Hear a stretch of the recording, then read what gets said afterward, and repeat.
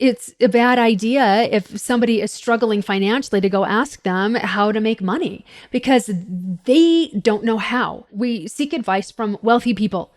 We take our financial advice from people who know it, and we know that they know it because they have it. Hey there, prosperity seeker. Welcome to another episode of The Prosperity Approach. I'm your host, Allyson Chavez, and I am thrilled and honored that you are tuning in today, whether you're on YouTube or listening to this on your favorite app.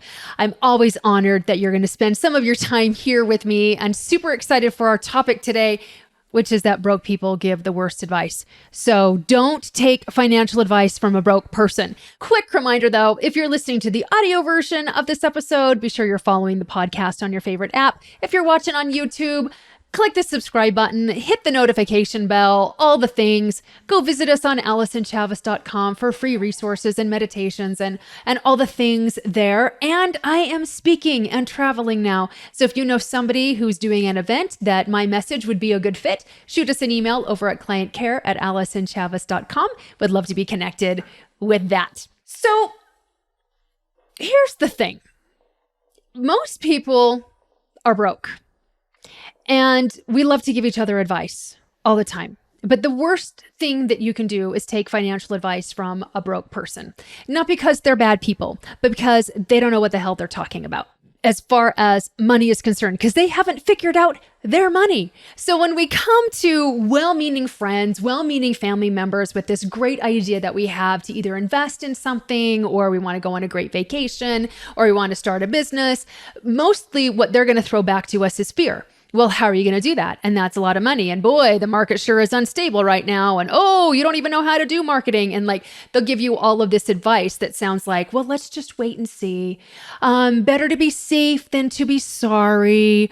Let's wait for things to calm down just a little bit. Let me chew on that for a while. Like some of the advice that I got was don't let anything but money stop you. Like that's the worst advice ever. But here's the thing. Again, it's not that they're bad people. It's just that they haven't figured out how their money works. And you know me, I'm not going to talk about budgeting. I'm not going to talk about what stocks to invest in or cryptocurrency because I have a financial advisor for that. So I don't know anything about that. I'm not going to speak into something that I don't know. But I do know the inner workings of money. And I do know the spiritual component of money. And I do know the feminine component and the energetic component of money. And I also know that the way that our brains are wired, we can only absorb information and we can only absorb ideas that are on the same level as whatever emotion we're feeling. And if you've got a broke person that you're looking for advice, then what we know is they're feeling lack, they're feeling scarcity, they're feeling a lot of fear, and they are at the mercy of their paycheck about what they can do to live life or how quickly or how close they can get to their dreams. And I don't say that with any sort of judgment. I was certainly there for practically my entire life, but I understand the programming, which is why it's a bad idea if somebody is struggling financially to go ask them how to make money because they don't know how. So like we still love them and we still enjoy their company if they're a good company to be around, but we seek advice from wealthy people. We take our financial advice from people who know it, and we know that they know it because they have it. And so we look at people who have it. I was broke 3 years ago.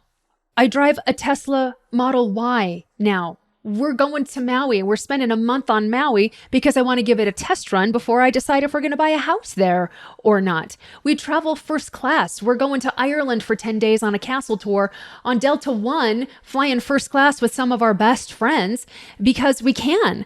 All of my jewelry that you see me wear is from Tiffany's.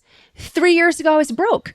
I didn't know how money works. I couldn't figure it out because I was taking advice from myself, which was stay safe, don't go too big, tighten up the belts. Like I didn't understand the inner workings of money.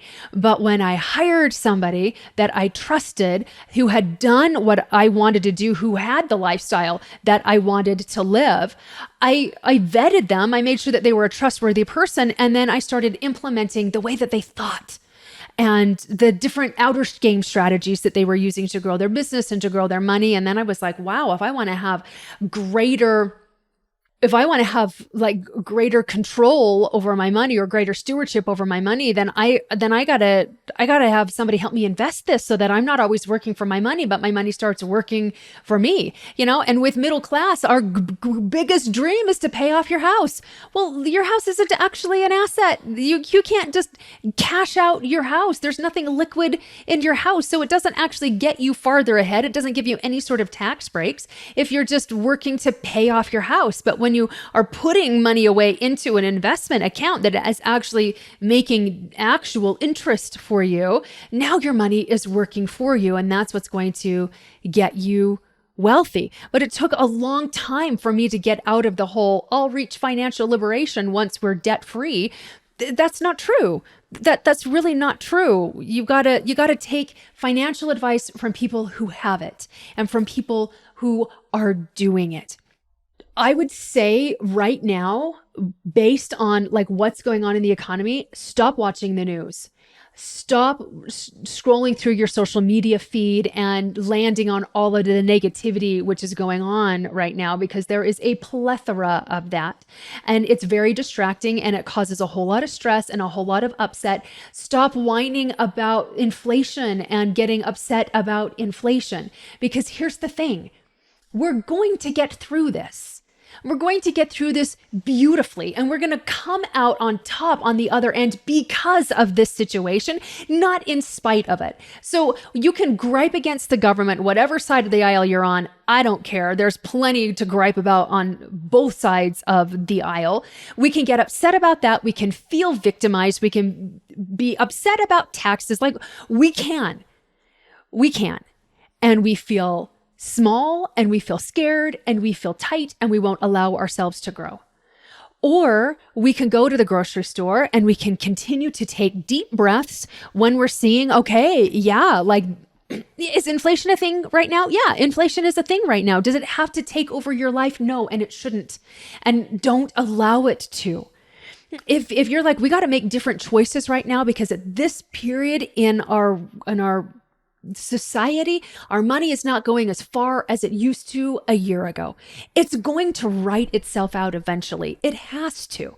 All right. So we're riding some waves right now. Instead of getting overblown by them or feeling like we're drowning in them, if we need to make some different choices about what we're eating, if we're got to eat at home more often than we're eating out right now, then okay. Then that's what we're going to do. I remember when we were so broke, it hurt. And what hurt most was what I was thinking about money.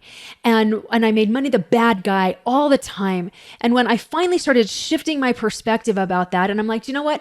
I don't believe that I have to wait for a certain amount of dollars to hit my bank account before I decide I'm prosperous, or before I decide that I'm wealthy, or before I'll even let myself relax financially. That's an inside job. And you don't have to wait for any sort of amount of money to get into your bank account or any sort of like 12% growth or whatever it is you're measuring financial relaxation against. That doesn't have to show up before you feel relaxed. And in fact, you feeling relaxed is what will bring more money to you. So I remember when I started shifting the way that I was thinking about money, and we didn't have more money coming in. So things were really, really lean. Like we were in our own like personal economy, inflation crisis upside down going on. The regular economy was fine. Ours was not. And so we were doing like lots of spaghetti. We were eating lots of pancakes and waffles and eggs and sometimes muffins. I was baking my own bread at the time, all to save some money. And I realized, and here's the thing, like my kids love breakfast for dinner. I love breakfast for dinner. So it wasn't like, we're eating ramen again. or SpaghettiOs with hot dogs in them. Oh, we did a lot of pigs in a blanket as well, but I did the biscuits, like I made the biscuits from scratch. Yeah, we were doing pigs in a blanket like like 3 times a week. But I decided that even though we had a very small grocery budget at that time, we could splurge on something that still made us feel wealthy, that made us feel prosperous. So I love breakfast sausage, and I love like the maple syrup sausage. So we would splurge $3. It's probably like $6 now, but we'd spend $3 on a package of sausage to have with our eggs or to have with our pancakes. Sometimes we would get a whole gallon of chocolate milk because that was something that was beyond the necessities, but it wasn't going to break the bank. And it helped us to feel prosperous. It helped us to feel relaxed. It helped us to make some really great memories during a time where finances were tighter than they were, or than they had been in the past. It was actually a really, really great time. That's when I first started incorporating saying, whew, it's a good thing we're rich. And I would say it quietly, but I would say it to my husband because there was sticker shock. And we're seeing lots of sticker shock again. But I was always sticker shocked by prices back then. And so it was ways that I was able to raise my own vibration to get out of the emotion of stress and out of the emotion of like being tight and like nothing's going to work and just like white knuckling life. And white knuckling life is no fun. It causes pain. It causes disease. It robs us of joy in the moment. And so if you are finding yourself affected by what's going on, and every single one of us is affected by what's going on, but we have 100% control about how we experience it. We have 100% control about our response or our reaction to it. And we live in a really reactive society right now. And so instead of reacting, how about you just respond? And you respond with the premise of everything is always working out for me and only good can come of this.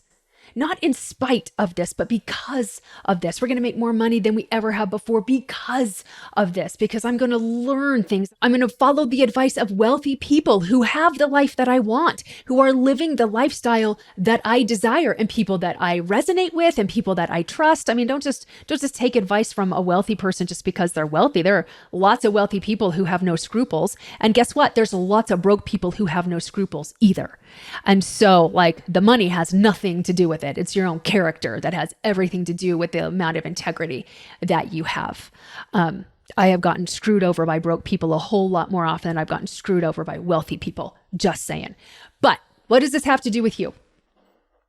Your money can only grow to the extent that you do. Your wealth in all areas of your life can only grow to the extent that you do. So take the advice of people that are doing it and have done it and have gotten results from it, because then you can trust that they know what we're doing, because everybody knows it, but not very many people have it and not very many people know how. So you got to link arms with those who know it, who know how to do it, and who have it, because now you've got proof that it actually works. Now, if you'd like some extra help with this, I did create a free prosperity guide.